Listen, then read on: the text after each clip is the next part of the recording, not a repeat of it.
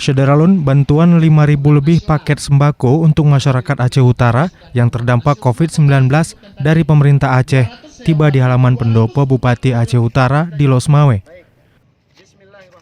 Bantuan tidak tetap yang bersumber dari APBA 2020 ini terdiri dari gula pasir, minyak goreng, sarden, mie instan, dan beras 53.240 kilo.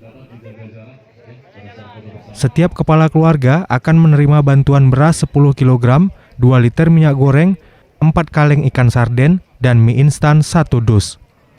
Paket itu nantinya akan diantar langsung ke rumah penerima dengan pembiayaan Rp5.000 per paket untuk kurir. Saya mengharapkan kepada seluruh sahabat-sahabat saya wartawan dan sahabat-sahabat saya Kamtibmas Babinsa dan Babinsa agar bantuan dari provinsi ini langsung digunakan dengan alamat yang jelas.